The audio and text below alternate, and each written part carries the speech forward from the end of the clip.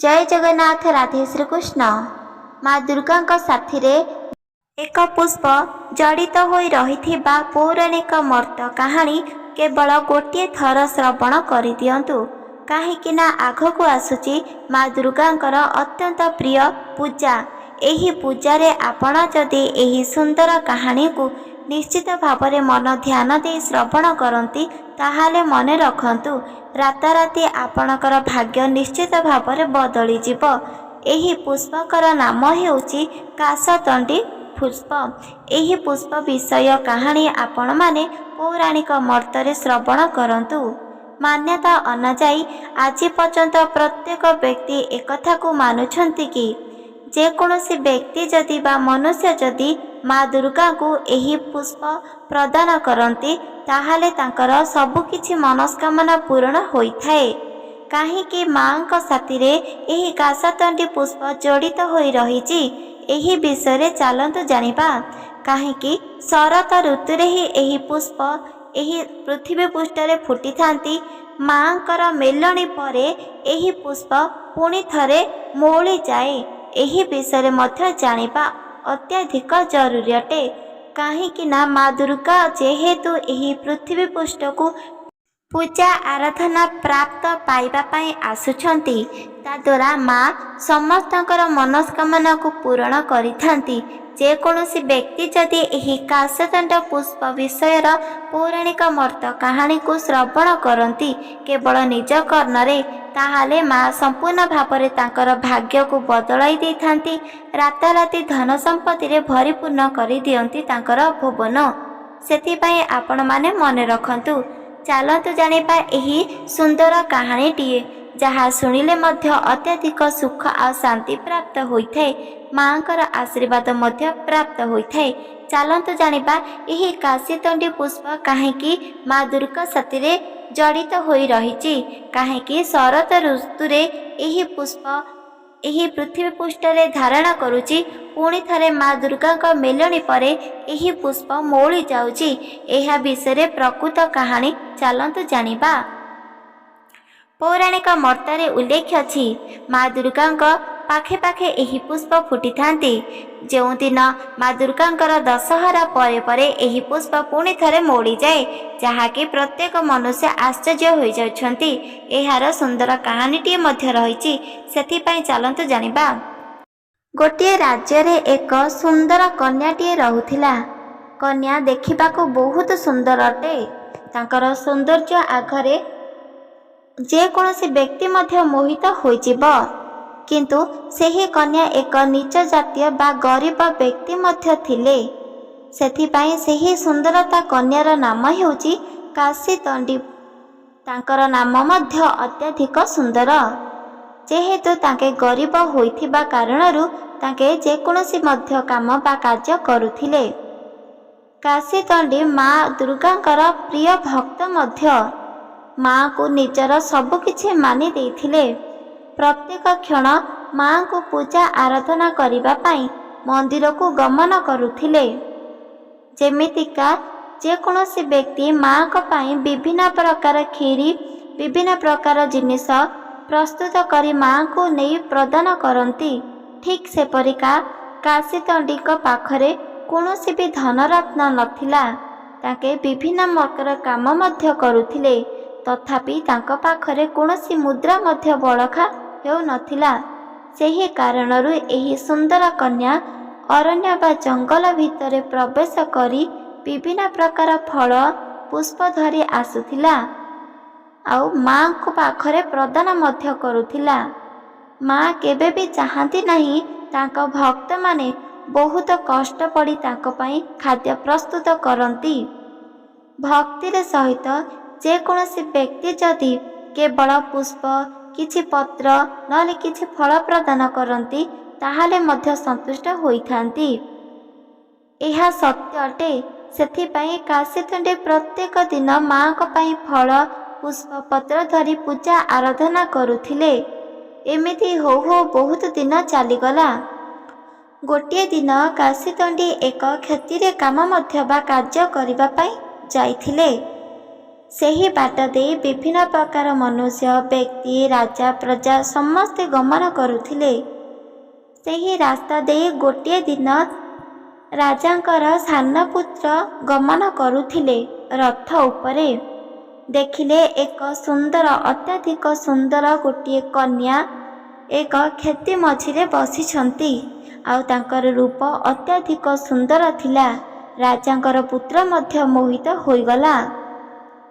ପୁଣି ଥରେ ରାଜା ଭାବିଲେ କି ଏହି ସୁନ୍ଦର କନ୍ୟା ପାଖକୁ ଯିବେ ଆଉ ତାଙ୍କର ନାମକୁ ମଧ୍ୟ ପଚାରିବେ।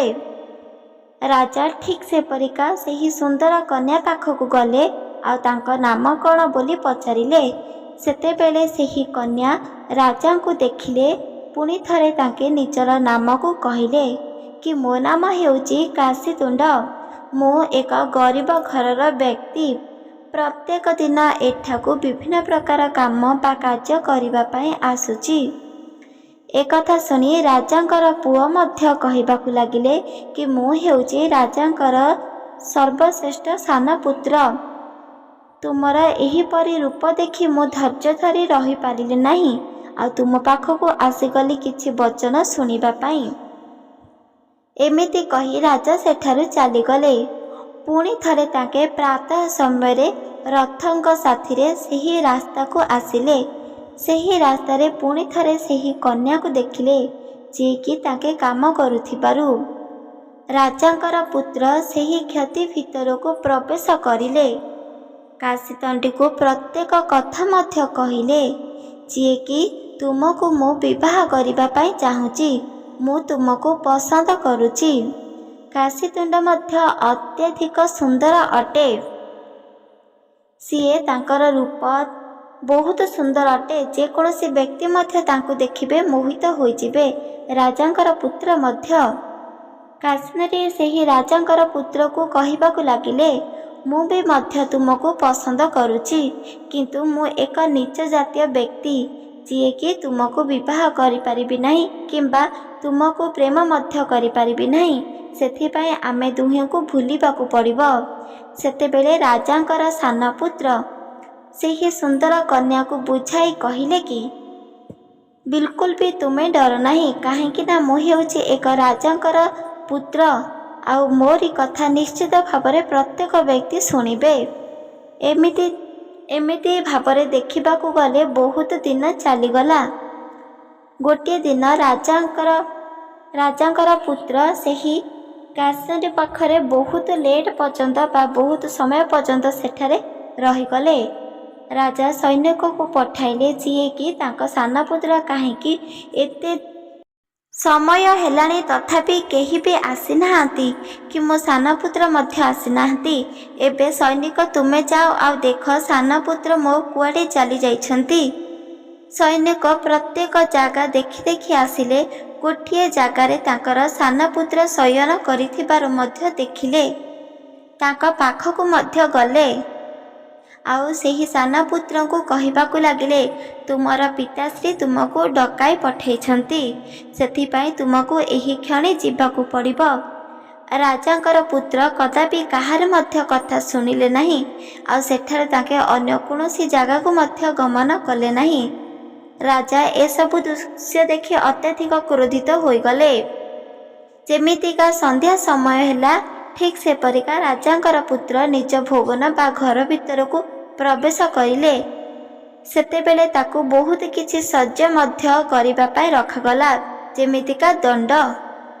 ରାଜାଙ୍କର ପୁତ୍ର ଯେତେବେଳେ ଭବନ ଭିତରକୁ ପ୍ରବେଶ କରିଲେ ରାଜା ତାଙ୍କୁ ବହୁତ ବୁଝାଇଲେ କି ଯିଏକି ଆମେ ଏକ ଉଚ୍ଚ ଜାତୀୟର ବ୍ୟକ୍ତି, ଆମେ କୌଣସି ନିଚ ଜାତୀୟ ବ୍ୟକ୍ତିଙ୍କୁ ବିବାହ କରିପାରିବା ନାହିଁ, କାହିଁକି ନା ଆମ ପରିକା ତାଙ୍କର କୌଣସି ଧନରତ୍ନ ନାହିଁ। ସେଥିପାଇଁ ତୁମେ ତାଙ୍କୁ ଭୁଲିବାକୁ ପଡ଼ିବ। କିନ୍ତୁ ରାଜାଙ୍କର ପୁତ୍ର ରାଜାଙ୍କର କଥାକୁ ଶୁଣିଲେ ନାହିଁ ଆଉ କଦାପି ତାକୁ ଭୁଲିଲେ ମଧ୍ୟ ନାହିଁ। ପୁଣି ଥରେ ସେହି କାଶତଣ୍ଡି ପାଖକୁ ଚାଲିଗଲେ।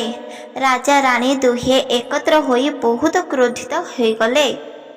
ରାଜା ରାଣୀ ଦୁହେଁ ନିଜ ସୈନିକକୁ ଡକାଇଲେ ଆଉ ସୈନିକକୁ କହିଲେ ଆମ ପୁତ୍ର ରାଜାଙ୍କର ପୁତ୍ର ଯେଉଁ କନ୍ୟା ପାଖକୁ ଯାଉଛି ସେହି କନ୍ୟାଠାରୁ ତାକୁ ଅଲଗା କରିବାକୁ ପଡ଼ିବ।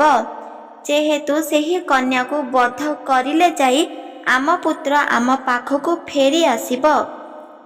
ରାଜା ଏମିତି ବିଚାର କରି ସୈନିକକୁ ଆଦେଶ ଦେଲେ କି ଏହି କ୍ଷଣି ଯାଅ ଆଉ ସେହି ସୁନ୍ଦର କନ୍ୟାକୁ ବା ସେହି କାଶତଣ୍ଡିକୁ ବଧ କରିବାକୁ ପଡ଼ିବ, ଆଉ ସେହି ମାଟି ତଳେ ତାକୁ ପୋତିବାକୁ ମଧ୍ୟ ପଡ଼ିବ।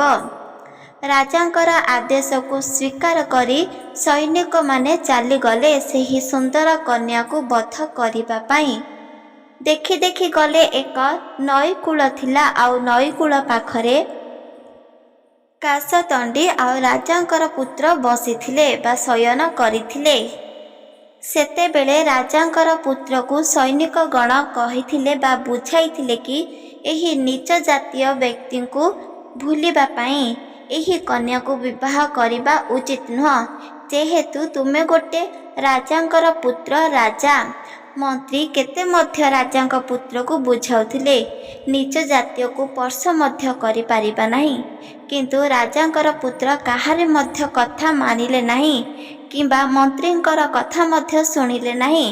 ଆଉ ମନ୍ତ୍ରୀକୁ କହିଲେ କି ମୁଁ ଯଦି ଜୀବନରେ କେବେ ବିବାହ କରିବି ତାହାରେ ମୁଁ କାଶତଣ୍ଡିକୁ ହିଁ ବିବାହ କରିବି, ଆଉ କାହାକୁ ନୁହଁ। ମନ୍ତ୍ରୀ ଏହିସବୁ କଥା ଶୁଣି ଅତ୍ୟଧିକ କ୍ରୋଧିତ ହୋଇଗଲେ। ରାଜାଙ୍କର ଆଦେଶ ଥିବା ଯୋଗୁଁ ମନ୍ତ୍ରୀ ସୈନିକକୁ କହିଲେ ଏହି କନ୍ୟାକୁ ବଧ କରିବା ପାଇଁ। ସେଥିପାଇଁ ରାଜାଙ୍କର ପୁତ୍ରକୁ କିଛି ସୈନିକ ବାନ୍ଧିଦେଲେ ଆଉ ସେହି କନ୍ୟାକୁ ବଧ କରି ସେହି ମାଟି ତଳେ ପୋତିଦେଲେ। ପୁଣି ଥରେ ତାଙ୍କେ ଭୁବନକୁ ଚାଲିଗଲେ।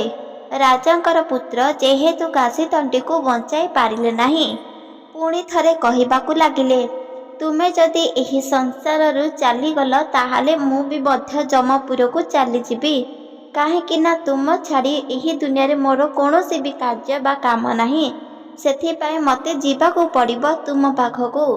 ଏମିତି କହି ଆତ୍ମହତ୍ୟା କରିବା ପାଇଁ ଯାଉଥିଲେ। ସେତେବେଳେ ପଛରୁ କାଶତଣ୍ଡି ଡାକିଲା ଭଳି ତାଙ୍କୁ ଲାଗିଲା। ପୁଣି ଥରେ ତାଙ୍କେ ଦେଖିଲେ ପୋତା ହୋଇଥିବା ସ୍ଥାନକୁ ଆସିଲେ। ସେଠାରୁ ଗୋଟିଏ ଶବ୍ଦ ଆସୁଥିଲା, ହେ ରାଜନ, ମୋର ଏହି ଦୁନିଆରେ ଜୀବିତ ହେବାର କେବଳ ସେତିକି ସମୟ ଥିଲା ଯେତିକି ମୁଁ ଜୀବିତ ରହିଲି ଆଉ ତୁମ ପାଖରେ ରହିଲି। ଏବେ ମୋର ସମୟ ହୋଇଗଲା ଆଉ ମୁଁ ଚାଲିଗଲି, କିନ୍ତୁ ମୁଁ ତ ଥିଲି ସାଧାରଣ ଏକ ବ୍ୟକ୍ତି ବା ମନୁଷ୍ୟ, କିନ୍ତୁ ତୁମେ ତ ରାଜାଙ୍କର ପୁତ୍ର, ରାଜା। ଯେହେତୁ ପ୍ରତ୍ୟେକ ପ୍ରଜାର ଦୁଃଖକୁ ନିବାରଣ କରିବା ପାଇଁ ତୁମର ଜନ୍ମ, ତୁମେ ଏକଥା ଭୁଲ ନାହିଁ। ତୁମେ କଦାଚିତ ଆତ୍ମହତ୍ୟା କର ନାହିଁ। କିନ୍ତୁ ରାଜାଙ୍କର ପୁତ୍ର ଶୁଣିଲେ ନାହିଁ।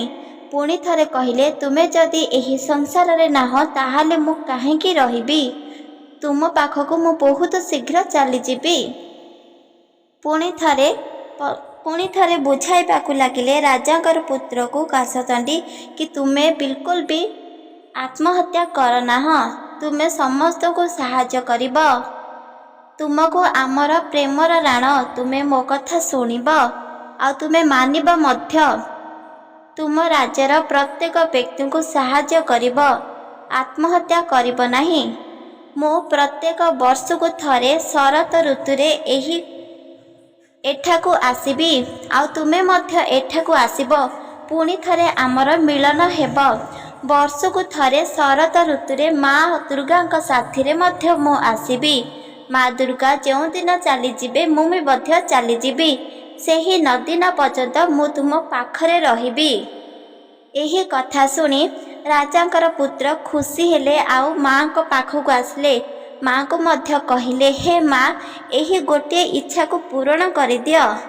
ତୁମେ ଯଦି ଏହି ସଂସାରକୁ ଆସୁଛ 9-10 ଦିନ ପର୍ଯ୍ୟନ୍ତ, ଠିକ୍ ସେପରିକା ମୋର କାଶତଣ୍ଡିକୁ ମଧ୍ୟ ଆଣିବ, ଯେହେତୁ ନାମ ମଧ୍ୟ ରହିବ ତାଙ୍କର। ଏହା ତୁମେ ବରଦାନ ପ୍ରଦାନ କର କି ମୁଁ ଯେତେ ମଧ୍ୟ ପୁଣ୍ୟ ଅର୍ଜନ କରିଛି ସବୁକିଛି ତାକୁ ପ୍ରାପ୍ତ ହେଉଯାଉ। ପ୍ରତ୍ୟେକ ମନୁଷ୍ୟ ଏକଥାକୁ ମାନୁ। ସେତେବେଳେ ମା ଦୁର୍ଗାଙ୍କୁ ପୂଜା ଆରାଧନା କରିଛି, ଯେହେତୁ ତାର ମୃତ୍ୟୁବରଣ ମଧ୍ୟ ହୋଇଛି। ସେଥିପାଇଁ ମା ଦୁର୍ଗା ସେହି ରାଜାଙ୍କର ପୁତ୍ରକୁ ଆସି ଦର୍ଶନ ଦେଲେ ଆଉ କହିବାକୁ ଲାଗିଲେ କି ବର ପ୍ରଦାନ କଲେ, ଯେକୌଣସି ମନୁଷ୍ୟ ଯଦି ଏହି 9 ଦିନ भितर मते जदि कौनसी व्यक्ति एही कासतंडी मते पूजा आराधना बेले प्रदान करती ताहाले मु तांकर सबु किछि मनस्कामना पूरण करिबी। ଏହା ସୁନିଶ୍ଚିତ କି ମୁଁ ଯେତେବେଳେ ଏହି ପୃଥିବୀ ପୃଷ୍ଠକୁ ଆସିବି ସେତେବେଳେ ଏହି କାଶୀତଣ୍ଡି ପୁଷ୍ପ ହୋଇ ଏଠାକୁ ଆସିବ ଆଉ ପ୍ରତ୍ୟେକ ବ୍ୟକ୍ତି ମଧ୍ୟ ଦେଖିବେ ଆଉ ଏହାର କାହାଣୀ ଯୁଗ ଯୁଗକୁ ରହିଯିବ ଯିଏକି ବଳିଦାନ ଦେଇଥିବା ପ୍ରକୃତ କାହାଣୀ। ଏକଥା ଶୁଣି ରାଜା ମଧ୍ୟ ଆଉ ଆତ୍ମହତ୍ୟା କଲେ ନାହିଁ। ନିଜ ଭୁବନକୁ ଚାଲିଗଲେ ଆଉ ନିଜେ ରାଜାଙ୍କ ପିତାଶ୍ରୀକୁ ବୁଝାଇବାକୁ ଲାଗିଲେ। କହିଲେ କି ମୁଁ କେଉଁ ବି କନ୍ୟାକୁ ବିବାହ କରିବି ନାହିଁ। ଯଦି ତୁମେ ବଧ କରିଦେଲ ତାହେଲେ ମଧ୍ୟ ମୁଁ ଜୀବିତ ରହିବି ଆଉ ମୁଁ ଆତ୍ମହତ୍ୟା କରିବି ନାହିଁ, ସମସ୍ତଙ୍କୁ ସାହାଯ୍ୟ କରିବି। ଏମିତି କହି ରାଜାଙ୍କର ପୁତ୍ର ଆଉ ଆତ୍ମହତ୍ୟା କଲେ ନାହିଁ। ପ୍ରଜାଙ୍କ ପାଇଁ ତାଙ୍କେ ଜୀବିତ ରହିଲେ। ପ୍ରେମଙ୍କର ରାଣ ରଖିବା ପାଇଁ ତାଙ୍କେ ପ୍ରତ୍ୟେକ ବ୍ୟକ୍ତିଙ୍କୁ ସାହାଯ୍ୟ ମଧ୍ୟ କରିଲେ। ଠିକ୍ ସେପରିକା ବର୍ଷକୁ ଥରେ ଯେମିତି ହେଲା ଶରତ ଋତୁ ଯେପରି ଆସିଲା ମା ଦୁର୍ଗା ଏହି ପୃଥିବୀ ପୃଷ୍ଠକୁ ଆସିବା ପାଇଁ ସର୍ବପ୍ରଥମେ ଏହି କାଶୀତୁଣ୍ଡ ପୁଷ୍ପ ଆସିଲା ଆଉ ପ୍ରତ୍ୟେକ ବ୍ୟକ୍ତିକୁ ମାନବକୁ ଜଣାଇ ଦେଲେ କି ମା ଦୁର୍ଗା ବହୁତ ଶୀଘ୍ର ଆସୁଛନ୍ତି। ଗଣେଶ ପୂଜା ପରେ ପରେ ଏହି ପୁଷ୍ପ ଧୀରେ ଧୀରେ ଫୁଟିବାକୁ ଲାଗୁଛି। ଯେତେବେଳେ ସମ୍ପୂର୍ଣ୍ଣ ଭାବରେ ମା ଦୁର୍ଗା ଏହି ପୃଥିବୀ ପୃଷ୍ଠକୁ ଆସୁଛନ୍ତି 10 ଦିନ ପର୍ଯ୍ୟନ୍ତ ଏହି ପୁଷ୍ପ ଅତ୍ୟଧିକ ସୁନ୍ଦରମୟ ଦେଖାଯାଉଛି। ପୁଣି ଥରେ ମା ଯେତେବେଳେ ମେଲଣି ସରିଯାଉଛି ଠିକ୍ ସେପରି ଏହି ପୁଷ୍ପ ଧୀରେ ଧୀରେ ମଉଳିବାକୁ ଲାଗୁଛି। କଥା ଅନୁଯାୟୀ ଏକ ସତ୍ୟ ଘଟଣା, ସତ୍ୟ କାହାଣୀ ଯାହାକି ପ୍ରତ୍ୟେକ ମନୁଷ୍ୟ ଏହାକୁ ଶୁଣିବା ଜାଣିବା ଅତ୍ୟଧିକ ଜରୁରୀ ଅଟେ। ତାଦ୍ୱାରା ମନସ୍କାମନା ମଧ୍ୟ ପୂରଣ ହୋଇଯାଏ। ଏହି ସୁନ୍ଦରମୟ କାହାଣୀ ରାଜାଙ୍କର ପୁତ୍ର ମଧ୍ୟ ପ୍ରତ୍ୟେକ ଶରତ ଋତୁରେ ଯାଆନ୍ତି ଆଉ କାଶୀତଣ୍ଡି ପୁଷ୍ପଙ୍କ ପାଖରେ ସେହି 9 ଦିନ ପର୍ଯ୍ୟନ୍ତ ରହିଥାନ୍ତି। 10 ଦିନ ଯେପରି ଘଟୁଛି ଠିକ୍ ସେପରିକା ଏହି ପୁଷ୍ପକୁ ନେଇ ମା ଦୁର୍ଗାଙ୍କ ପାଖରେ ରଖୁଛନ୍ତି ଆଉ ପୂଜା ଆରାଧନା କରୁଛନ୍ତି। ଏକ ସୁନ୍ଦରମୟ ଏକ କୋମଳୀୟ କାହାଣୀ ଆପଣମାନଙ୍କୁ କିପରି ଲାଗିଲା ନିଶ୍ଚିତ ଭାବରେ କମେଣ୍ଟ ମାଧ୍ୟମରେ ଜଣାଇ ପାରିବେ। ଏହା ଥିଲା କିଛି ଦୁହିଁଙ୍କର କାହାଣୀ ରାଜାଙ୍କର ଆଉ କାଶୀତଣ୍ଡିଙ୍କର, ଯାହା ଆପଣମାନେ ଶୁଣିବା ଅତ୍ୟଧିକ ଜରୁରୀ ଅଟେ। ପୌରାଣିକ କାହାଣୀ ଆପଣମାନେ ମନେ ରଖିବା ମଧ୍ୟ ଉଚିତ ଅଟେ, କାହିଁକି ନା ମା ଦୁର୍ଗାକୁ ଅର୍ପଣ କରିଲେ ବହୁତ କିଛି ପୁଣ୍ୟ ପ୍ରାପ୍ତ ହୋଇଥାଏ, ଯାହାକି ମନେ ରଖିବା।